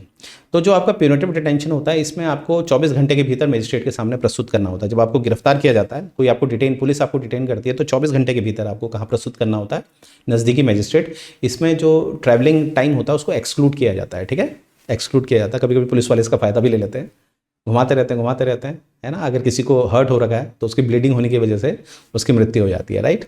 प्रिवेंटिव डिटेंशन में क्या होता है कि जैसे कोई बहुत बड़ा बाहुबली है या कोई बहुत बड़े नेता है, उनको रोक दिया जाता है कि अगर वो किसी क्षेत्र में जा रहे हैं और स्पीच दे रहे हैं, हो सकता है उसमें हिंदू मुस्लिम हो जाए, तो इसलिए रोक दिया जाता है, राइट। तो ये होता है प्रिवेंटिव डिटेंशन। और प्रिवेंटिव डिटेंशन में क्या होता है कि मैक्सिमम 3 महीने तक प्रिवेंट किया जा सकता है, इससे ज़्यादा नहीं। तो मैंने क्या कहा, प्यूनिटिव में 24 घंटे के भीतर नज़दीकी मजिस्ट्रेट के पास ले जाना है, और प्रिवेंटिव में मैक्सिमम 3 महीने तक आप किसी को डिटेन कर सकते हैं। और ये डिटेन उसके खुद के घर में भी होता है। ज़्यादातर प्रिवेंटिव डिटेंशन में डिटेन तो उसी के घर में होता है, राइट, जैसे राहुल गांधी जी को कर दिया गया था। अब है राइट अगेंस्ट एक्सप्लॉयटेशन, ठीक है। राइट अगेंस्ट एक्सप्लॉयटेशन में देखेंगे आर्टिकल 23 करता है prohibit of traffic in human beings and force labour, ठीक है। तो कहीं ना कहीं अगर आप देख लीजिए कि ज़्यादातर फोर्स ट्रैफिकिंग ह्यूमन बींग्स में ज़्यादातर फीमेल की होती है, तो ये कहीं ना कहीं उस चीज़ को रोकता है, ठीक है। तो prohibition of trafficking human beings and force labour, ठीक है। तो ये अवेलेबल अगेन अगेंस्ट स्टेट भी होता है और प्राइवेट पर्सन भी होता है। ज़्यादा तो उसमें प्राइवेट पर्सन ही इंगेज होता है, नो डाउट, राइट। आर्टिकल 24 देखिए, ये है prohibition of employment of children below 14 in hazards, यानी कि अगर कोई बच्चा है, अगर वो फिल्म इंडस्ट्री में काम करता है तो कर सकता है, वो हैजार्डस इंडस्ट्री नहीं होती है। पर हमारे ऑनरेबल सुप्रीम कोर्ट ने ये कहा है कि स्कूल टाइम में नहीं होना चाहिए, राइट। जो बाल कलाकार होते हैं बच्चे, अगर आप उनको एम्प्लॉय करते हैं तो पहली कंडीशन तो है वो हैजार्डस नहीं होना चाहिए। अगर वो हैजार्डस हुआ तो वो आर्टिकल 24 का वायलेशन हो जाएगा, और कहीं ना कहीं स्कूल टाइम में नहीं होना है, हायरिंग स्कूल टाइम में नहीं होनी है, राइट। तो ये है 24। अब देखिए, ये है आपका कहीं ना कहीं हमारे, जैसे हम कहते हैं ना, हमारा देश एक सेक्युलर है। सेक्युलर मतलब पंथ निरपेक्ष। अब सेक्युलर शब्द तो 42nd अमेंडमेंट 1976 से जोड़ा गया था। तो मैंने पहले भी बताया कि सेक्युलर उस समय 1950s में जब हमारा संविधान बन के आया, तो उस समय जो सेक्युलर शब्द का मतलब होता था वो धर्मनिरपेक्ष होता था। मतलब शासन प्रशासन धार्मिक गतिविधियों में इंटरफेयर नहीं करेंगे। पर भारत में तो ऐसा हो नहीं सकता था ना, भारत में इतनी डाइवर्सिटी है, धर्म को लेकर इतनी डाइवर्सिटी है, हिंदू मुस्लिम सिख ईसाई जैनिज्म बुद्धिज्म जोरोएस्ट्रियन, इस तरह से, तो आपस में तो विवाद होगा ही। तो प्रशासन को तो आना ही पड़ेगा शांति व्यवस्था मेंटेन करने के लिए। इसीलिए उस समय हमने ओपनली सेक्युलर शब्द नहीं लिखा, क्योंकि वो क्या परिभाषित करता, धर्मनिरपेक्ष। परंतु हमने अपने आप को सेक्युलर रखा था, क्योंकि सबसे पहले तो आर्टिकल 1 पढ़ लीजिए आप, India that is Bharat shall be union of state. India का कोई धर्म नहीं है। जैसे पाकिस्तान ने लिखा है Pakistan is an Islamic state, पर भारत ने क्या लिखा है, इंडिया डेट इज भारत, कुछ नहीं है इंडिया। और यहाँ पर देखिए आर्टिकल 25 में देखिए, अगर आपके कॉन्साइंस है, अंतरात्मा से कोई आवाज़ आ रही है कि आपने किसी धर्म को अपनाना है तो अपना सकते हैं, छूट है आपको, कोई नहीं रोक सकता। इसीलिए B.R. अम्बेडकर ने 1956 में B.R. अम्बेडकर साहब ने 1956 में बुद्धिज्म अपना लिया था। 26 देखिए, अब धर्म से जुड़े हुए जो रिलीजियस अफेयर्स होते हैं वो आप क्या कर सकते हैं, मान सकते हैं। अब मैं कल सिखिज्म धर्म को अपना लूँ, राइट, तो ऑब्वियसली मैं पगड़ी पहनूंगा, कोई नहीं रोकेगा मुझे। हालांकि व्यक्तिगत तौर पे तो मैं दोनों धर्म को एक ही मानता हूँ, हिंदुज़्म और सिखिज्म, क्योंकि महाराजा हरि सिंह के झंडे पे आप देखेंगे तो माता का, दुर्गा माता का वो दिखता है पिक्चर, राइट, देखिएगा महाराजा हरि सिंह के झंडे पे। और आर्टिकल 27 देखिए, आर्टिकल 27 में क्या है कि किसी भी तरह से धर्म के नाम पे आपसे टैक्स नहीं लिया जाएगा। राज्य की जिम्मेदारी है कि धर्म के नाम पे आप टैक्स लेंगे किसी पर्टिकुलर धर्म को बढ़ाने के लिए, ठीक है, क्योंकि राज्य का तो कोई धर्म नहीं है, तो धर्म के नाम पे कोई टैक्स नहीं आएगा। ठीक है, अब फीस लेना अलग बात होती है। जो आपको, जब आप वैष्णो देवी जाते हैं, बड़े बड़े मंदिर जाते हैं, तो वहाँ पर आपसे जो फीस ली जाती है वो इंटरनल मैनेजमेंट के लिए ली जाती है। कोई व्यक्ति आपके लिए काम कर रहा है, सेवा दे रहा है, तो उसके लिए फीस तो बनती है ना, तो फीस अलग होता है, टैक्स अलग होता है। और आर्टिकल 28 है कि किसी भी रिलीजियस इंस्ट्रक्शन की कोई भी जगह नहीं होती है स्टेट फंडेड एजुकेशनल इंस्टीट्यूशंस में। हालांकि इन एजुकेशनल इंस्टीट्यूशन को 4 में डिवाइड कर रखा है। डोंट वरी, जब आपको मेंस पढ़ाया जाएगा तो सारा पढ़ाया जाएगा, परंतु इतना याद रखिएगा, जैसे कोई आप सरकारी विद्यालय में जा रहे हैं तो वहाँ पर किसी भी तरह से आपको रिलीजियस इंस्ट्रक्शंस नहीं दिखाई देंगे। राइट, आगे बढ़ते हैं। आर्टिकल 29 और 30 को एक साथ पढ़ेंगे। ये कहीं ना कहीं आपका कल्चरल और एजुकेशनल राइट्स को प्रोटेक्ट करता है, खासकर माइनॉरिटी के लिए है। ये है माइनॉरिटी के लिए, माइनॉरिटीज़ के लिए है ये। राइट, मैंने कहा था कि लोकतंत्र की सबसे बड़ी कमी क्या होती है। अगर मैं पॉपुलर सोवरेनिटी को देखूं जॉन रूसो का, तो वहाँ पर क्या होता है कि पॉपुलर सोवरेनिटी में जो बहुमत में है उनका तो फ़ायदा है, पर जो अल्पसंख्यक है उनका नुकसान हो जाता। तो इसीलिए भारत में पार्लियामेंट्री सोवरेनिटी को सपोर्ट किया गया, जहाँ पर अधिकारों को प्रिजर्व किया जाता है अल्पसंख्यकों के। तो यहाँ पर क्या, protection of interest of minority. Right, जैसे हमारा शेड्यूल 5 और शेड्यूल 6 भी इसमें काम करता है। ठीक है, तो यहाँ पर है।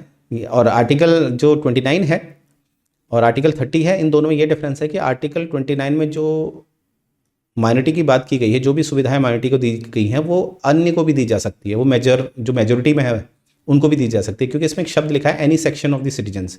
तो ऑनरेबल सुप्रीम कोर्ट ने इसको डिफाइन किया था कि एनी सेक्शन ऑफ सिटीजन्स की वजह से आर्टिकल 29 का दायरा केवल अल्पसंख्यकों तक ही नहीं रहेगा, माइनॉरिटी तक ही नहीं रहेगा, या अन्य अदर में भी चला जाएगा। राइट, इसीलिए। और 30 में तो साफ लिखा है ऑल माइनॉरिटीज़। तो हमने क्या देखा, आर्टिकल 29 और आर्टिकल 30 के दायरे में दायरा किसका बढ़ा है, आर्टिकल 29 का। राइट, तो ये चीज़ याद रखिएगा, वेरी इंपॉर्टेंट। अब देखिए आपका आ गया 32, जो मैंने कहा था ये रेट की बात करता है, और ये खुद एक फंडामेंटल राइट है, क्योंकि आपका हाई कोर्ट के पास भी है आर्टिकल 226 के द्वारा, आपको पता ही है। राइट, पर वो एक फंडामेंटल राइट नहीं है। तो अम्बेडकर कहते हैं it is an article without which the constitution would be nullified. ठीक है, अब पता चला फंडामेंटल राइट्स तो दे दिए, पर इसके लिए कोई तो संस्थान चाहिए जो हमारे फंडामेंटल राइट्स दिलाएगा। तो अगर ये नहीं होता, आर्टिकल 32 नहीं होता, तो फिर कोई फंडामेंटल राइट्स का फ़ायदा ही नहीं है। राइट, तो यहाँ पर ये जानबूझकर जो रेट है उसको फंडामेंटल राइट बनाया गया है। राइट, और रेट्स हमारे 5 तरह के होते हैं। हैबियस कॉर्पस, जिसे बंदी प्रत्यक्षीकरण कहते हैं, जिसका मतलब होता है टू हैव द बॉडी। अगर पुलिस वाले ने किसी को उठा लिया है और आपको दिख रहा है कि उसने गलती करी नहीं है, तो आप डायरेक्टली सुप्रीम कोर्ट के पास जा सकते हैं, और सुप्रीम कोर्ट ये रेट जारी करेगा पुलिस वालों के अगेंस्ट कि तुम जिसको तुमने उठाया हमारे सामने लाओ। ठीक है, मैंडामस होता है वी कमांड। ठीक है, वी कमांड का मतलब होता है कि यहाँ पर जो अथॉरिटी होती है वो जूनियर से कहती है कि हम आपको आदेश देते हैं, आपने ये काम करना है। यानी कि जब अथॉरिटी काम नहीं कर रही होती है, ठीक है, काम नहीं कर रही होती है, तब यहाँ पर जैसे मानते हैं आप कॉलेज में गए, आपकी वो डिग्री नहीं दे रहे हैं, आपको डिग्री दे ही नहीं रहे, या आपका पीएफ का पैसा नहीं दे रहे हैं, तो आप क्या कर सकते हैं, ये रेट जारी करवा सकते हैं। फिर अथॉरिटी को देना पड़ेगा, अगर नहीं दे रहे हैं तो जस्टिफाई करना पड़ेगा। और प्रोहिबिट और सर्श्योरी जो होता है, ये हमारी न्यायपालिका में काम करता है। इसमें जो सुपीरियर कोर्ट होती है वो इन्फीरियर कोर्ट में ये रेट जारी करती है। प्रोहिबिशन में क्या होता है कि जो जो जूनियर कोर्ट है, अगर वो कोई केस सुन रही है, अभी तक उसमें अंतिम फैसला नहीं आया है, तो हायर कोर्ट क्या करेगी, सुपीरियर कोर्ट क्या करेगी, उस केस को अपने पास ले लेगी, उससे कहेगी कि तुम ये केस को रोक दो, उसे प्रोहिबिट कहते हैं।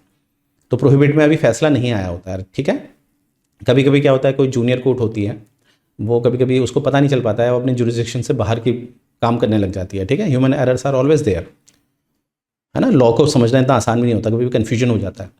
तो इसीलिए जो सुपीरियर कोर्ट होती है वो उसको रोक देती है वहीं पर कि तुम्हारा जुरिस्डिक्शन नहीं है। एक एग्जांपल ले सकते हैं, सुप्रीम कोर्ट ने हाई कोर्ट को रोक दिया कि जो तुम केस देख रहे हो यहाँ पर व्याख्या करने की बात है, तो व्याख्या करने का अधिकार आपके पास नहीं है, वो हमारे पास है। राइट, ये व्याख्या हम ही करेंगे।